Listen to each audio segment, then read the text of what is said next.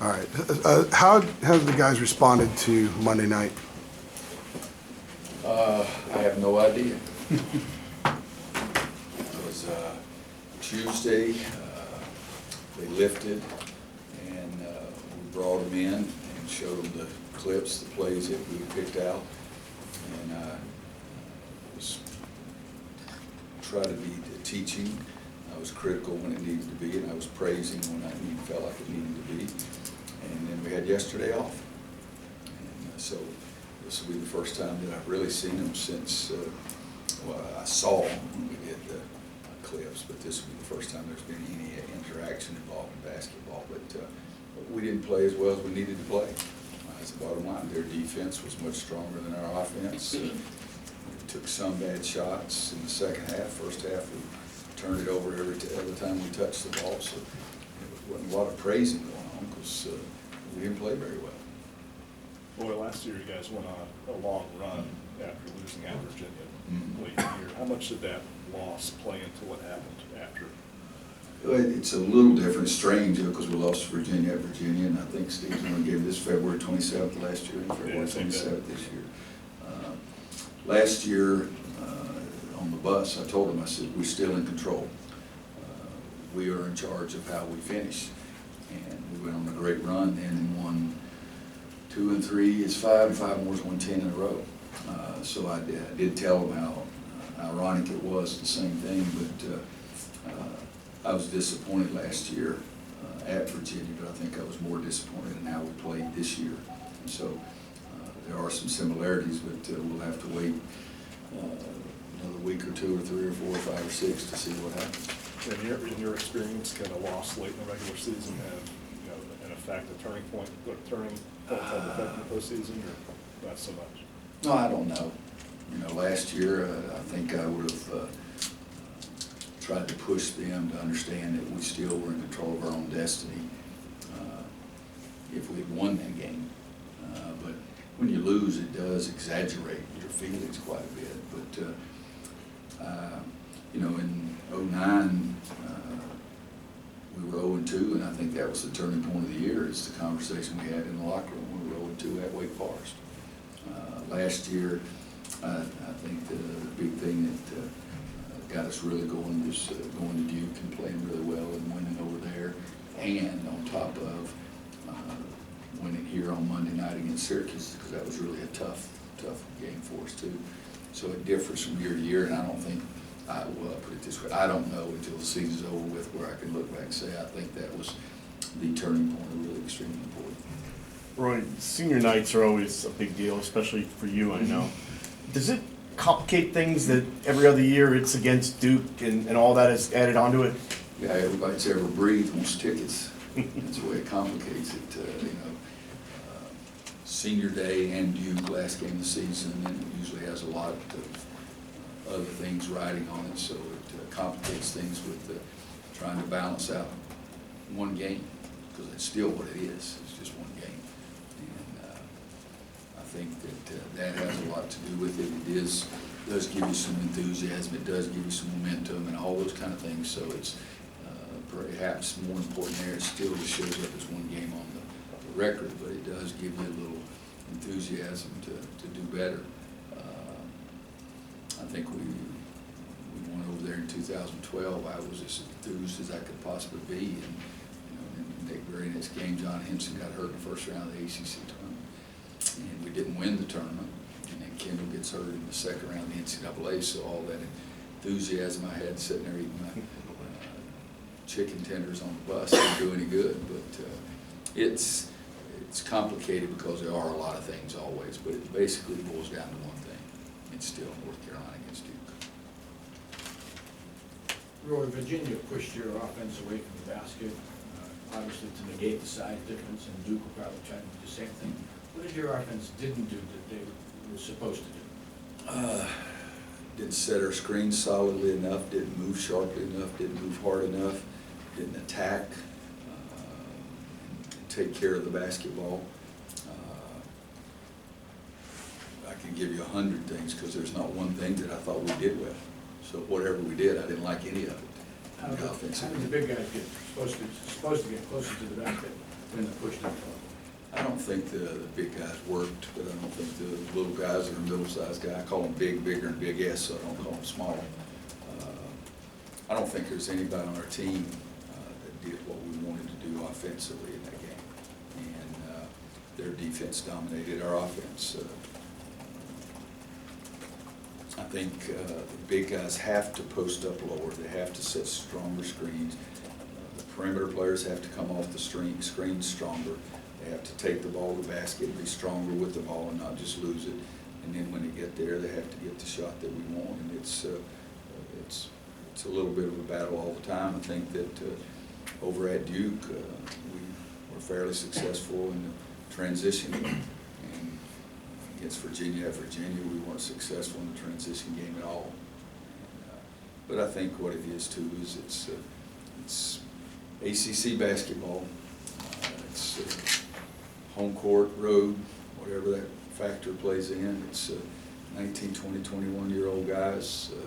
I don't think you get the same thing from one game to the next, which is good, because if it did, I'd be sick Saturday, because of the way we played the other night. If that's the only thing I had to look at, I'd try to figure out a way to start working on my golf game or something, because I didn't like looking at that.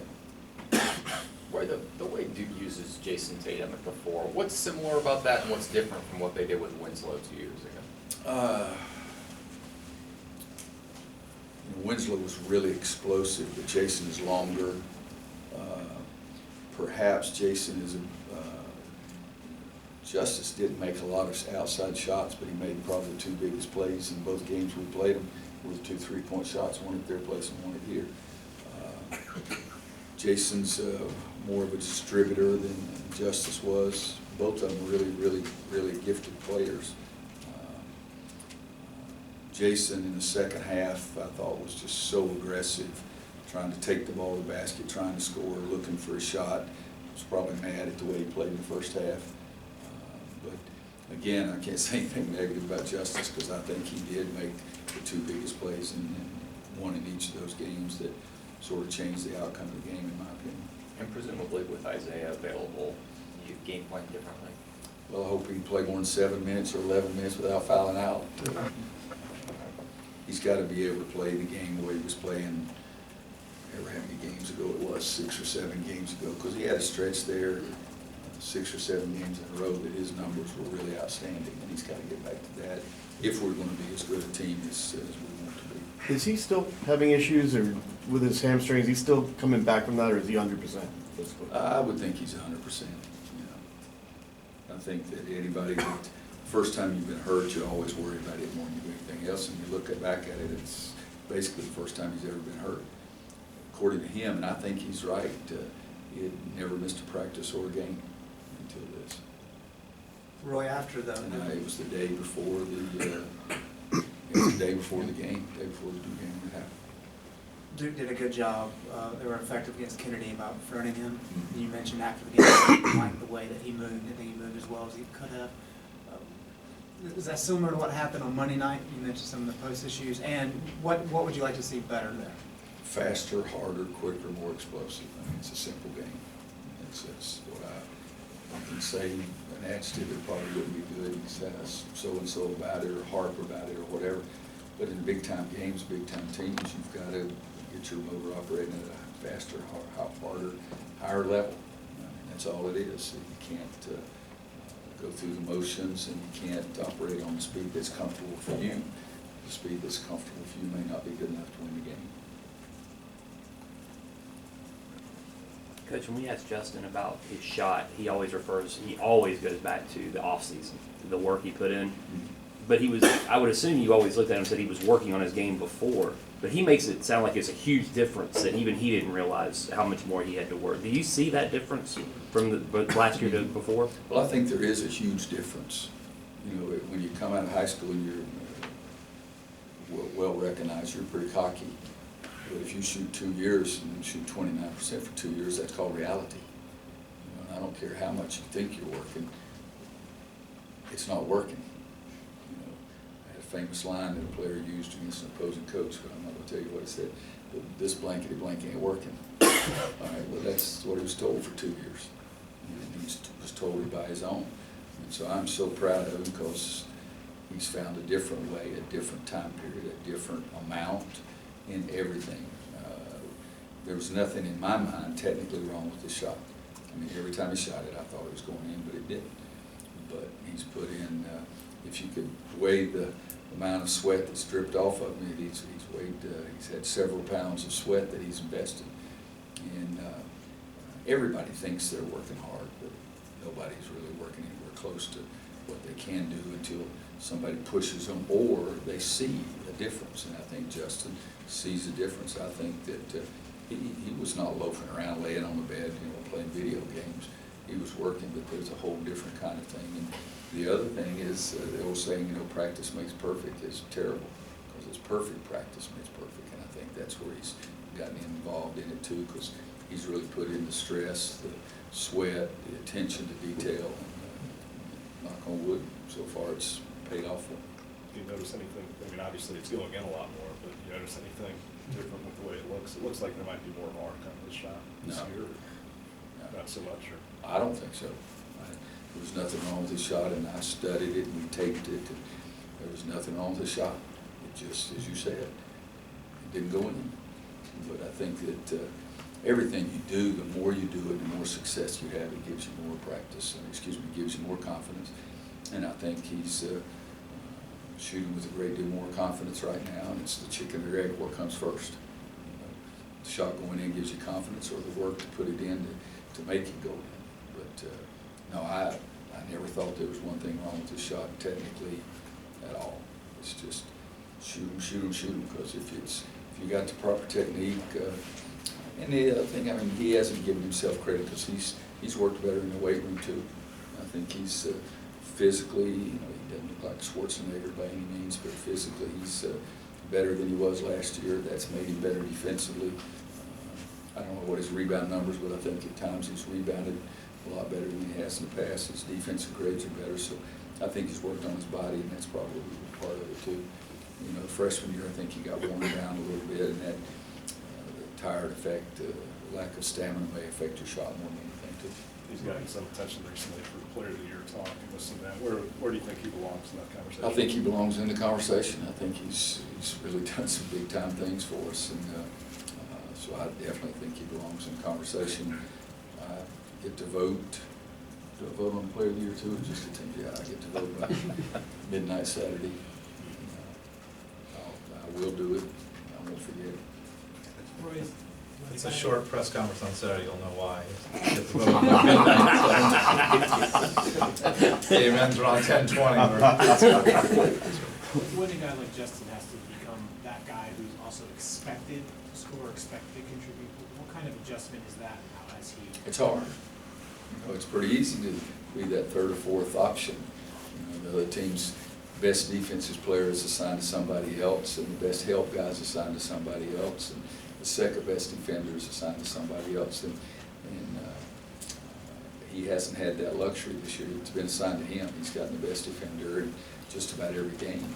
And that in itself gives you a little more confidence, though, too. But it's much harder. If you're the fifth guy that they talk about, you're out there sort of running around. It's a comfortable life. If you're the first guy that everybody's talking about, they go with you to the water fountain. When you have Justin's a, emergence helped Joel not having. I'm sorry, how much? How much has Justin's emergence sort of helped Joel not having to always be the guy that kind of runs the school all the time? He can sort of depend on Justin all the time. Well, I think that they've handled it very, very well. It's been a shared thing. I think one of the two of them feel like that more so than anybody else on our team does. And Joel had a little bit of it last year with Marcus, except they also had Bryce, who was a different animal up front too. But I think they've done a nice job of handling it together. I think they more or less like the fact that the other one gets a little bit of attention too, instead of one of them getting all of the attention. And, but they, so far, they have produced our two leading scorers and two leading shooters from three-point line, and they've taken the most three-point shots. And so they've basically faced it all year and done pretty well with it. when you have, you're preparing for a senior game and you're going to have maybe a walk-on start, does it affect your preparation? You have to adjust things a little bit as far as the amount of time they get the day or two before practice, for the game? Not much. I tell them the day before who's going to start. sleep if that's what happens to him, but we go over it 2 or 3 possessions, and I'm over there nervous, hoping we're not down 27-0, you know, that kind of thing. But for the most part, they've handled it really, really well during the time period. And I'll start all 5 of them. And, how long they go depends on how well they do. Do you have a favorite walk-on story from that couple of minutes that they get? What's that? Better be number 4. Walk-on story of my own son, yeah. I was mad. Tried to take advantage of it, and I was ready to go down and fight somebody, but I was too smart for that. But that's what the other coach should have done. But no, my favorite moment of any walk-on is, of course, with Scott. You get to see him before the game, and I get too emotional. But when you've played for me for 4 years, Jimmy, Christmas, you put up with a lot of BS. You put up with a lot of crap, and so it's a day that it stresses me out. I wish I didn't get so emotional. I really do. But Scott's year, it was really something, because we played at Iowa State on Saturday night, and then I got to play in the Bremen so I could be here on Sunday.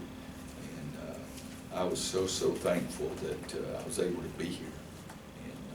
I'm pretty doggone thankful that we won at Iowa State too, so a better frame of mind. That made it a heck of a lot better. But you know, senior day is not. I felt for the walk-ons, but you also feel for those guys who've been with you for 4 years. And I mean, I'm fairly corny and low-key and all that stuff, but I can be a guy that's not fun to be around if you don't try to do what I want you to do. And I push guys harder than most of them have ever been comfortable. And so when a guy hangs in there with me for 4 years, it's a pretty special place. How about the guys who've been here for 6 years? He had a 2-year break. I give him credit for that. He had a 2 years off. But no, he's been a great kid. He's been a great kid. It'll be hard. And, you know, for me, it's the impact that a coach can have, and you hope that you have. And that always worries me. That I hope that the impact has been a very positive one. And here at the end, you know, I lay awake at night and say, God, what did I say to him on this day? What did I say to him on that day? Did I scar the kid for life? You know, those kind of things. But it's a stressful time for me. What kind of impact has Stillman White had on this program? Because he has such a unique path.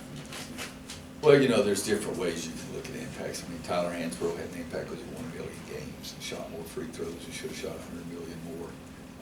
But Stillman has been a very important part of the last 2 or 3 years preparing our guys to get ready to play, because that's been his role. His freshman year, he was thrust in the spot of not preparing anybody else, getting himself prepared. And I still believe that if we had been able just to get to the Final Four, it would have been one of the great stories of all time. I really believe that. And but we didn't.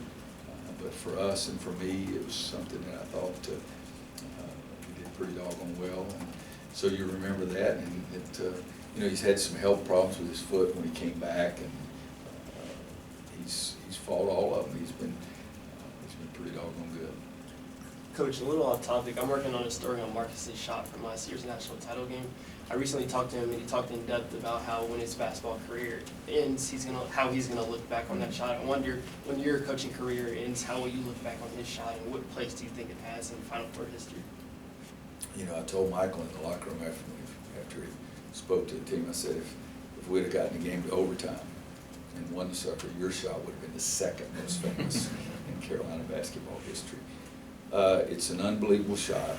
The focus, the will, you say Arnold Palmer willed the ball into the hole. And I think that Marcus willed that ball to go in. The offensive rebounding basket he got a couple minutes early was probably just as difficult a shot. But the way he had to contort his body, and you watch and look at the pictures of that, it's just unbelievable. So it'll be one of those shots and memories that I'll always say, I wish, because it's not what it could have been. If we had gotten the game into overtime and won the game, then it would have been beyond my imagination. But it was one big-time shot. I kept telling him, we're going to be there at the end. Just believe me, trust me, we're going to be there at the end. And he made the ball in the basket, and we had a shot. Coach, you talk about that perfect practice for Justin and how that would help his game. What has he done different in practice this year to get closer to that perfect practice? It's easy. It's sweat. That's all it is. He's worked hard in the weight room to give him more muscle, stronger, hopefully more explosive body. But all it's been is just sweat. He's been willing to put in the time, and it's concentrated time.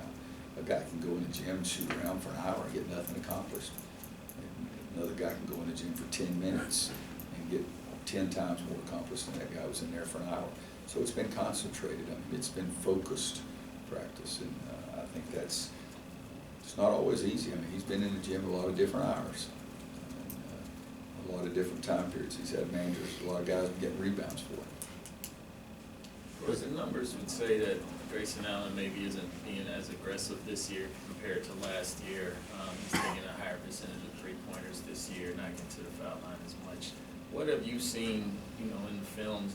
And I mean, is the eye test, does it say he's not being as aggressive, or maybe his role is just? It depends on which game you're watching. Now, when I'm sitting in Cameron, Sucker made 4 threes in the first half. I thought he was pretty daggone aggressive. You know, so I didn't care if he. Matter of fact, I wish he had driven to the baseline. It only counted 2. But no, that game, which I need to say, I prepared for it, was involved in it, watched it afterwards, watched it again last night. I mean, I thought he was extremely aggressive and just maybe not aggressive in taking the ball to the basket and getting to the free throw line. I'd have to look to see how many threes he's taken this year compared to last year, or what his percentages are. But in our game, he took 2 shots that, I mean, just, he didn't hesitate, and it's almost, if he hadn't made the sucker, I would have said I was glad he made it. Took the shot, but he did make it. So I think, you know, you'd have to evaluate all of that. That night, what did he make, 4? I know he made 4 in the first half, didn't he? Yeah, ended with 5, I think, 6. Wasn't it 4 in the first half? Yeah. Yeah, so if he's any more aggressive than that, they're going to put him in that ring with the cage around the thing. What is that, MWWFM? What is that? WWF. WWF. Back in the day was, yeah. Now it's- See, Don't confuse him with that. I don't know. I never watched that crap either. Wow. Everybody else? No, I think that's a good place to end. You got a good one to end off, right?